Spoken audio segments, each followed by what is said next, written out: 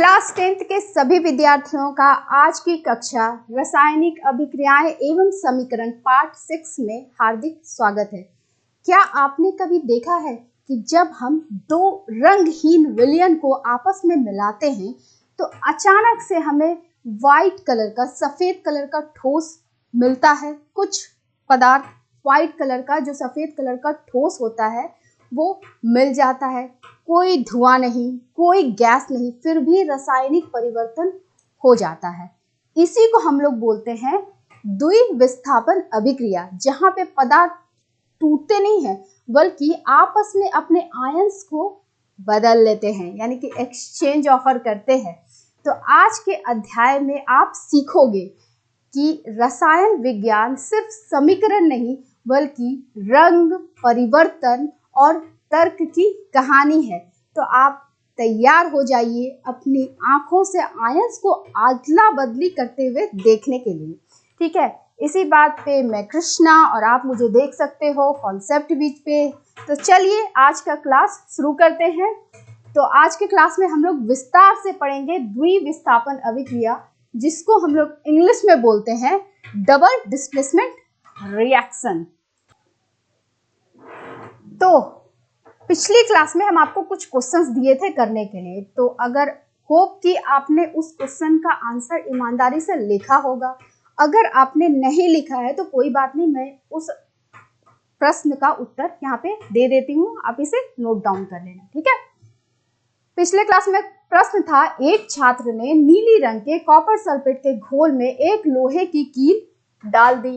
ठीक है, कुछ समय बाद घोल का रंग बदल गया। क्या की छात्र ने क्या की, नीली रंग के कॉपर सल्फेट के घोल में एक लोहे की कील डाल दी।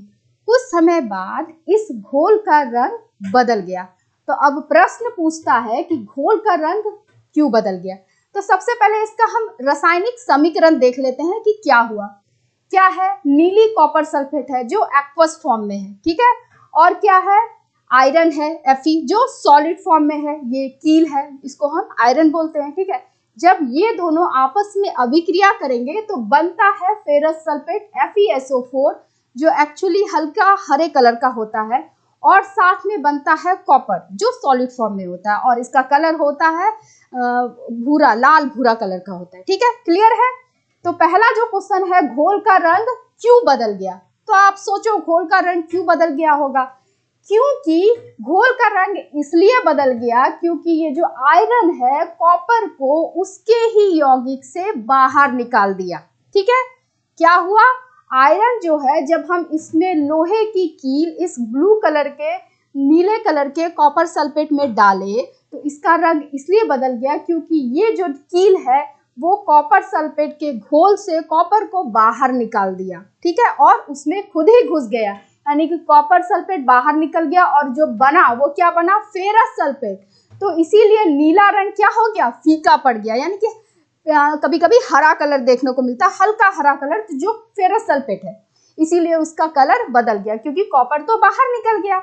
तो घोल का रंग इसलिए बदल गया क्योंकि लोहा तांबे से अधिक क्रियाशील है। आपको प्रीवियस क्लास में, पिछले क्लास में बताए थे कि ये क्रियाशील वाला जो चक्कर है वो एक सीरीज की वजह से है। ठीक है, सीरीज जो है, रिएक्टिविटी सीरीज जिसको बोलते हैं, तो उसकी वजह से इसका कौन कितना ताकतवर है वो उसी क्रियाशीलता क्रम से डिसाइड होता है, उससे जाना जाता है कि कौन कितना ज्यादा ताकतवर है। तो यहाँ पे क्या है, लोहा जो है ज्यादा ताकतवर है तांबे से, इसीलिए लोहा क्या किया, तांबे को उसके यौगिक से बाहर निकाल दिया। ठीक है, जो लोहा जब तांबे को उसके ही यौगिक से विस्थापित कर दिया, इसीलिए उसका नीला कलर क्या हुआ, हल्का हरा बन गया। तो अब जब वो कॉपर सल्फेट रहा ही नहीं, वो फेरस सल्फेट बन गया, तो वो नीला कलर कैसे कंटेन करेगा, उसका तो खत्म हो जाएगा। तो इसीलिए ये क्या हुआ, हल्का हरा कलर का हो गया।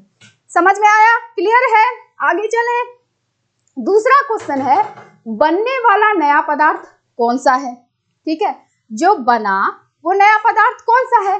तो इस अभिक्रिया में दो नए पदार्थ बनते हैं। एक तो पहला फेरस सल्फेट, जिसको आयरन सल्फेट भी हम बोलते हैं। ठीक है, हल्का हरा कलर का विलयन होता है। ठीक है, हल्का हरा कलर का विलयन होता है। और दूसरा बनता है तांबा, लाल भूरे रंग का ठोस, जो कील पर जमा होता है या फिर यहाँ पे नीचे जमा होता है। तो बनने वाला क्या चीज बना, दो चीज बना, दो नए पदार्थ बने, एक फेरस सल्फेट जो हल्का हरे कलर का होता है और दूसरा तांबा जो लाल भूरे कलर का होता है, जो स्कील पे जमा होता है या फिर नीचे की सतह पे जमा होता है। तीसरा क्वेश्चन क्या है, तीसरा है यह अभिक्रिया किस प्रकार की है। तो अभी बताए ये यहाँ पे इस अभिक्रिया में हो क्या रहा है, एक ताकतवर दूसरे कम ताकतवर को उसके यौगिक से धकेल के बाहर निकाल दे रहा है, ठीक है, यानी कि दादागिरी कर रहा है। तो इसमें क्या कर रहा है, विस्थापन कर रहा है। तो ये किस तरह का हुआ, विस्थापित अभिक्रिया हुआ, है ना। किस तरह का, किस प्रकार का हुआ, यह एक विस्थापन अभिक्रिया हुआ, जिसको इंग्लिश में बोलते हैं डिस्प्लेसमेंट रिएक्शन, क्योंकि इसमें अधिक क्रियाशील धातु ने कम क्रियाशील धातु को उसके यौगिक से बाहर निकाल दिया, खदेड़ दिया, यानी कि दादागिरी किया। इसीलिए इसको हम लोग क्या बोले, विस्थापन अभिक्रिया बोले, ठीक है। चौथा प्रश्न है आपका, विस्थापन किस तत्व द्वारा हुआ। क्वेश्चन अच्छे से पढ़ना, प्रश्न जब भी पढ़ोगे जल्दी जल्दी में मत पढ़ना। अगर इसको उल्टा पढ़ लिए कि विस्थापन किस तत्व का हुआ तो आंसर बदल जाएगा। यहाँ पे पूछ रहा है विस्थापन किस तत्व द्वारा हुआ, मतलब विस्थापन जो हुआ वो किस तत्व द्वारा हुआ, तो आयरन के द्वारा हुआ भाई, ठीक है, आयरन के द्वारा हुआ, ठीक है, क्योंकि आयरन ही था जो ज्यादा ताकतवर था, इसीलिए कॉपर सल्फेट को उसके ही यौगिक से कॉपर को बाहर निकाल दिया और खुद ही घुस गया। तो किस तत्व द्वारा विस्थापन हुआ, आयरन द्वारा विस्थापन हुआ, ठीक है। क्लियर है ये क्वेश्चन आपको पूरी तरह से, ठीक है, ये क्लियर है कि इसका क्या क्या हुआ, कैसे हुआ, आंसर क्या हुआ। तो इस आंसर को नोट डाउन कर लीजिए, ठीक है, और हम लोग आगे चलते हैं। तो चलिए अब आज का अध्याय पढ़ते हैं, जो हम लोग द्विविस्थापन अभिक्रिया के बारे में जानेंगे। जब इसमें आप इस क्रियाकलाप में आप क्या सीखोगे कि जब दो जलीय विलयनों को मिलाने पर बनने वाले अघुलनशील ठोस का अवलोकन करना और द्विविस्थापन अभिक्रिया को समझना। आप ये चीज, मतलब जब हम दो ट्रांसपेरेंट यानी कि पारदर्शी लिक्विड यानी कि विलयन आपस में जब उसको अभिक्रिया कराएंगे, दोनों को मिलाएंगे, तो आपको अचानक से एक वाइट कलर का, सफेद कलर का दूधिया ठोस पदार्थ मिलेगा, वो आपको देखने को मिलेगा, ठीक है। और ये इसके लिए ये जो प्रक्रिया करेंगे, इसको करने के लिए, इस एक्सपेरिमेंट को करने के लिए आपको थोड़ा सा आराम से धीरे धीरे करना पड़ेगा, तभी आप ये बदलाव देख पाओगे। तो इसके लिए हमको क्या क्या चाहिए, पहले आवश्यक सामग्री देख लेते हैं, ठीक है। सबसे पहले चाहिए सोडियम सल्फेट का विलयन, ठीक है, सबसे पहले हमको लेना है सोडियम सल्फेट का विलयन। दूसरा है बेरियम क्लोराइड का विलयन, फिर दो स्वच्छ परख नलियां यानी कि टेस्ट ट्यूब, ठीक है। अब इसमें क्या करना है, एक परख नली में आपको 3 ml सोडियम सल्फेट लेना है, 3 ml सोडियम सल्फेट विलयन लेना है, ठीक है, एक परख नली में। और दूसरे परख नली में भी लगभग 3 ml बेरियम क्लोराइड विलयन लेना है, ठीक है। ले लिए, एक में सोडियम सल्फेट लिए और दूसरा में बेरियम क्लोराइड सॉल्यूशन ले लिए, ठीक है। अब सोडियम सल्फेट का विलयन धीरे धीरे बेरियम क्लोराइड वाली परख नली में डालें, और ये प्रोसेस आपको धीरे धीरे करना है। धीरे धीरे इसलिए क्योंकि जो आप बदलाव देखोगे वो उसी धीरे धीरे के क्रम में देखोगे। फटाक से डालोगे तो आपको वो बदलाव दिखता हुआ नजर नहीं आएगा, ठीक है, वो बस अचानक से बन जाएगा, ठीक है। तो वो देखने के लिए आपको धीरे धीरे उसको डालना है, ताकि आप ये बदलाव देख सको, वो अवक्षेप बनते हुए देख सको, ठीक है। मिलते ही होने वाले परिवर्तन को ध्यान से देखें। जैसे ये आपस में मिलेगा, ये दोनों विलयन आपस में मिलेगा, तो आपको ये परिवर्तन देखने को मिलेगा, ठीक है। क्या होगा, तुरंत एक सफेद दूधिया ठोस पदार्थ बनता दिखाई देगा, जो आप प्रीवियस अभी देखे। जैसे आप इसको मिलाओगे धीरे धीरे करके, तो आपको तुरंत ये रिएक्शन यानी कि ये अभिक्रिया दिखेगा, एक दूधिया ठोस पदार्थ देखने को मिलेगा, ठीक है। यह ठोस जल में नहीं घुलता, इसीलिए विलयन धुंधला हो जाता है, क्योंकि जो ठोस पदार्थ आपका बना वो जल में नहीं घुलता है और घुलनशील है, इसीलिए वो आपको दूधिया जैसा दिखता हुआ प्रतीत होगा, ठीक है। तो और बने हुए ठोस को अवक्षेप कहते हैं, और जो बना हुआ ठोस बना आपका सफेद कलर का ठोस पदार्थ बना, उसको हम क्या बोलते हैं, अवक्षेप कहते हैं, और इंग्लिश में प्रेसिपिटेट कहते हैं, ठीक है। तो इसका रासायनिक अभिक्रिया देख लो, Na2SO4 यानी कि sodium sulphate plus barium chloride, जब ये दोनों आपस में अभिक्रिया करेंगे तो क्या बनेगा, बेरियम सल्फेट, जो ठोस व्हाइट कलर का पदार्थ बनेगा और साथ में बनेगा NaCl।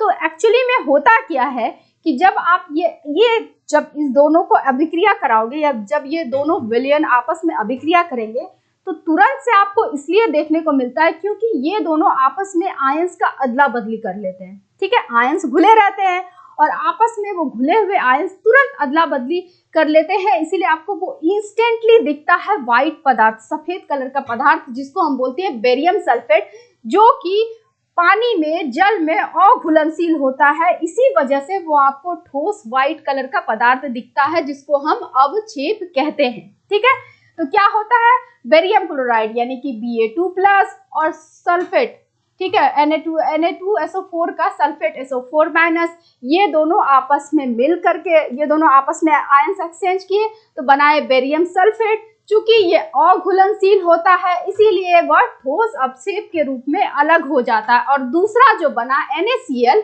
ये जो है वो उसी जल में घुला हुआ रहता है, क्योंकि वो घुलनशील है इसीलिए वो उसी विलयन में घुला रहता है। ठीक है, और ये अघुलनशील होता है इसीलिए आपको ये प्रेसिपिटेट के रूप में यानी कि अवक्षेप के रूप में देखने को आपको मिलता है। अब आपको पिछले ही क्लास में आपको एक और इसी तरह का एग्जाम्पल देखने को मिला होगा, जो है potassium iodide plus lead nitrate आपस में रिएक्ट कर रहे थे, जो फर्स्ट क्लास में या सेकंड क्लास में आपको बताए होंगे। ठीक है, ये वाला एक्सपेरिमेंट जिसमें potassium nitrate, lead nitrate PbNO3 ये किससे रिएक्ट कर रहा था, पोटासियम आयोडाइड से। ठीक है, ये दोनों आपस में अभिक्रिया करके क्या बना रहे थे, लेड आयोडाइड। ठीक है, और क्या बना रहे थे, पोटासियम नाइट्रेट। ठीक है, ऐसा कुछ बन रहा था। ठीक है, तो इसमें भी क्या हुआ था कि जब ये दोनों, जो कि रंगहीन विलयन है, जब इस दोनों को आपस में मिला रहे थे तो जब मिलाने के बाद ये जो पोटासियम, ये लेड आयोडाइड बन रहा था, वो एक्चुअली किस कलर का था, आपको ये सतह पे जमा हुआ अवक्षेप जो देखने को मिल रहा था वो चमकीला पीला कलर का देखने को मिल रहा था। ये या पहले या दूसरे क्लास में ये आपको बताए हैं। तो ये भी एक द्विविस्थापन अभिक्रिया का बेहतरीन एग्जाम्पल है जो आप पिछले ही क्लास में इसको पढ़ चुके हो। ठीक है, तो ऐसा क्यों हो रहा था, क्योंकि यहाँ पे भी आयंस का अदला बदली बहुत ही आसानी से हो जा रहा था, जिसकी वजह से ये आपको अवक्षेप देखने को मिल रहा था जो कि चमकीला पीले कलर का है। वो अवक्षेप इसलिए हो रहा था क्योंकि वो लेड आयोडाइड बन रहा था जिसका कलर होता है, जिसका रंग होता है चमकीला पीला कलर, जो जल में घुलनशील नहीं होता, इसीलिए वो अवक्षेप के रूप में आ जाता है। और दूसरा क्या बन रहा था, पोटासियम नाइट्रेट। पोटासियम नाइट्रेट चूंकि जल में घुलनशील है तो वो उसी जल में घुला हुआ रह जाता था, और ये जो है लेड आयोडाइड वो ठोस के रूप में चमकीला पीला कलर का आपको देखने को मिलता था। ठीक है, ये पिछले क्लास में ही आपको बताए थे। ये भी द्विविस्थापन अभिक्रिया का बेहतरीन एग्जाम्पल है। तो दोनों क्लियर है, एक था एक आपको मिल गया sodium sulphate plus barium chloride, जब आपस में अभिक्रिया किए तो आपको बना बेरियम सल्फेट, और क्या मिला, सोडियम क्लोराइड। चूंकि बेरियम सल्फेट जल में अघुलनशील है इसीलिए वो अवक्षेप के रूप में आपको देखने को मिला सतह पे सफेद कलर का। और दूसरा बना सोडियम क्लोराइड जो कि जल में घुलनशील है इसीलिए वो जल में घुला हुआ रह गया। और एक एग्जाम्पल लेड नाइट्रेट और जब पोटासियम आयोडाइड आपस में अभिक्रिया करेंगे तो वो बनाएगा पोटासियम लेड आयोडाइड, वो बनाएगा lead iodide plus potassium nitrate. Lead iodide चूंकि ये जल में घुलनशील नहीं है इसीलिए, और इसका कलर होता है चमकीला पीला कलर का, जब इसको मिलाएंगे तो ये चमकीला पीला कलर का अवक्षेप बन के उसी में नीचे सतह पे बैठ जाएगा, और ये जो है घुलनशील होता है इसीलिए वो उसी लिक्विड में यानी कि उसी विलयन में घुला हुआ मिलेगा। ठीक है, क्लियर है। द्विविस्थापन क्या हुआ, द्विविस्थापन अभिक्रिया को हम कैसे डिफाइन करेंगे, उसको कैसे लिखेंगे परीक्षा में। ठीक है, द्विविस्थापन अभिक्रिया वह रासायनिक अभिक्रिया है जिसमें दो आयनिक यौगिक आपस में अभिक्रिया करके अपने आयंस का आदान प्रदान करते हैं।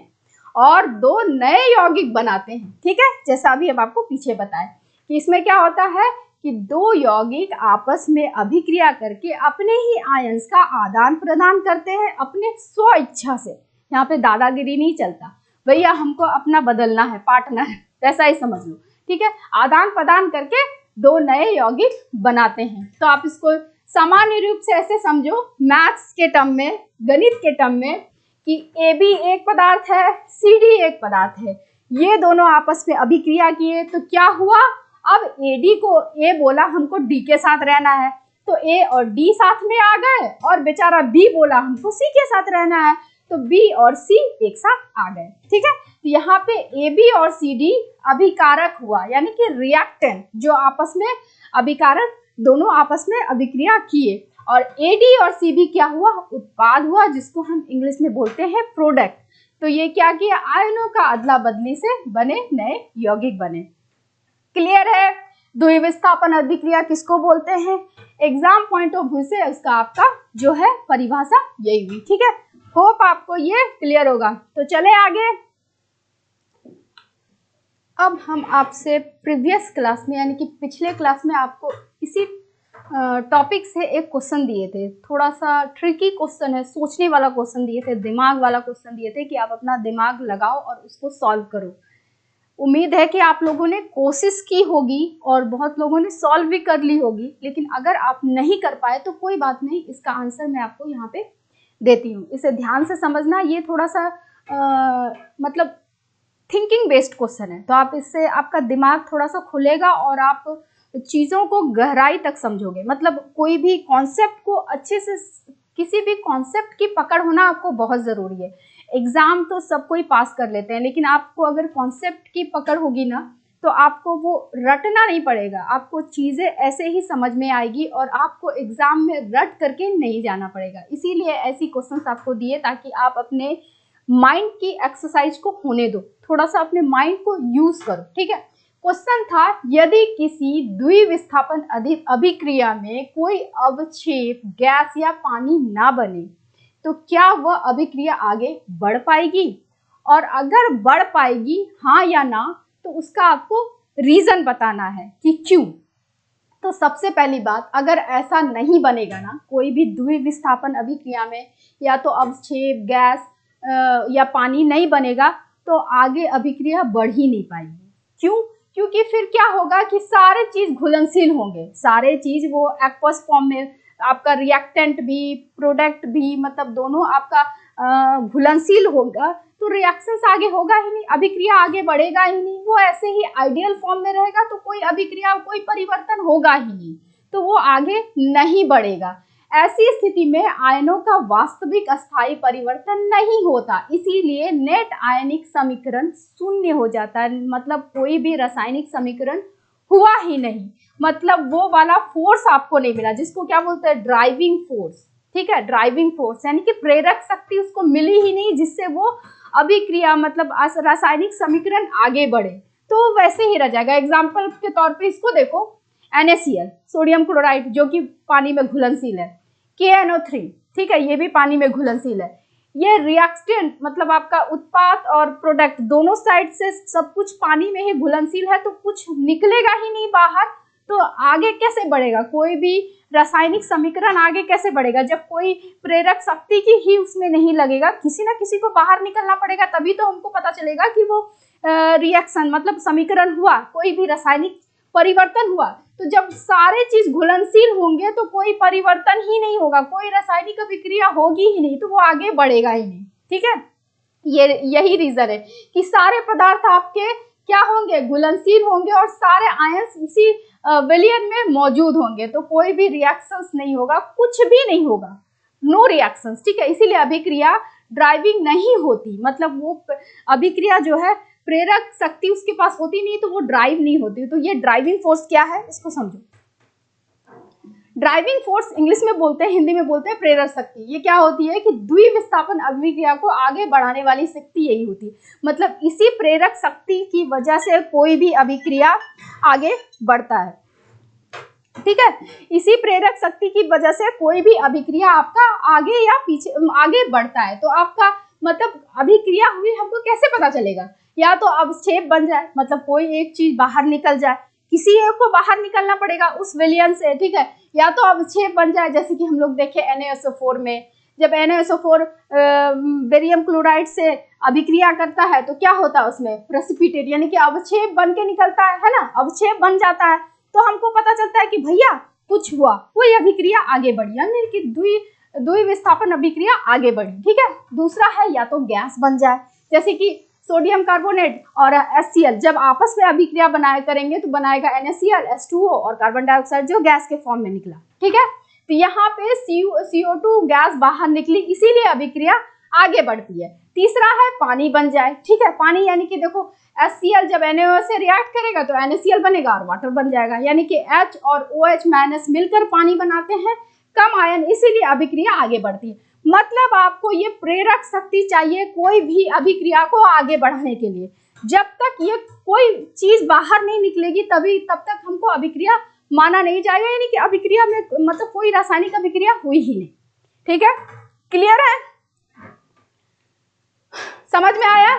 यदि किसी द्विविस्थापन अभिक्रिया में कोई अवक्षेप गैस या पानी ना बने तो वह अभिक्रिया आगे नहीं बढ़ पाएगी, यही रीजन है, ठीक है। क्यों नहीं बढ़ पाएगी? तो उसका ये रीजन है। क्लियर है? आपको उम्मीद करती हूँ कि आपको वो क्वेश्चन समझ में आया होगा। वो थोड़ा माइंड वाला क्वेश्चन है, तो अपने माइंड को फिर से यूज करना और उसको फिर से समझना। अगर नहीं समझ में आया तो फिर से दोबारा मेरे वीडियो को पॉज करके देख लेना, ठीक है। और आज के क्लास के बेसिस पे आपके लिए क्वेश्चन है, ये भी थोड़ा सा माइंड से रिलेटेड है, तो अपने माइंड को थोड़ा एक्सरसाइज करने देना और ध्यान से एकदम काम दिमाग से, शांत दिमाग से इसको अपने से कोशिश करना आंसर करने का। तो क्वेश्चन है, इस अभिक्रिया में श्वेत अवक्षेप के निर्माण के लिए कौन से आयंस उत्तरदायी हैं? ठीक है, ये जो अभिक्रिया है इसमें जो है ये श्वेत अवक्षेप जो बनता है, जिसको इंग्लिश में प्रेसिपिटेट बोलते हैं, उसके लिए कौन उत्तरदायी है? अपने उत्तर की व्याख्या कीजिए, आपको विस्तार से बताना है, ठीक है। इक्वेशन क्या है, अभिक्रिया क्या है? सोडियम Na2SO4 और barium sodium sulphate, barium chloride जब आपस में अभिक्रिया करते हैं तो बनाता है बेरियम सल्फेट और NaCl। तो ये जो श्वेत अवक्षेप का निर्माण हुआ, इसके लिए कौन से आयंस उत्तरदायी है? आपको अपने उत्तर का मतलब व्याख्या करके आंसर देना है। उम्मीद है कि आप अच्छे से कर पाएंगे, क्योंकि मैंने आपको बहुत अच्छे से इसको एक्सप्लेन करके बताया है, ठीक है। और अगले क्लास में हम लोग पढ़ेंगे उपचयन और अपचयन, यानी कि ऑक्सीडेशन और रिडक्शन, ठीक है। और इसके बेसिस पे एक सवाल है जो आप फिर से, इसको सवाल हम इसलिए देते हैं ताकि आप लोग थोड़ा सा पढ़ के आओ, और जब मैं आपको क्लास में बताऊं तो आपको चीज़ें और भी ज़्यादा स्पष्ट रूप से समझ में आए। तो जब ये आप क्वेश्चन अपने से करने का कोशिश करोगे तभी आपकी कॉन्सेप्ट और ज़्यादा क्लियर होगी। तो कॉन्सेप्ट क्लियर होना बहुत ज़रूरी है, ताकि आप सिर्फ रट्टा मार के आगे मत पढ़ो, ठीक है। थोड़ा सा चीज़ें समझ करके पढ़ो, सिर्फ रट करके आगे बहुत आगे नहीं बढ़ सकते जब तक आपको चीज़ें गहराई से समझ में ना आए, ठीक है। इसीलिए थोड़ा बहुत अपने से पढ़ के आना और इसको कोशिश करना अटेम्प्ट लेने का, बाकी तो फिर हम है ही आपको बताने के लिए, है ना। तो क्वेश्चन है, ऑक्सीकरण को ऑक्सीजन की प्राप्ति या हाइड्रोजन की हानि के रूप में तथा अपचयन को ऑक्सीजन की हानि या हाइड्रोजन की प्राप्ति के रूप में क्यों परिभाषित किया जाता है? बहुत ही अच्छा क्वेश्चन है। पूरा माइंड को इस्तेमाल करो और एकदम शांत दिमाग से पहले टॉपिक पढ़ो और उसको अटेम्प्ट लेने का कोशिश करो। आज का क्लास इसी बात पे खत्म होता है। अगर आपको हमारी वीडियो पसंद आए तो प्लीज आप इसे लाइक करें, शेयर करें और सब्सक्राइब करना बिल्कुल ना भूलें। Thank you.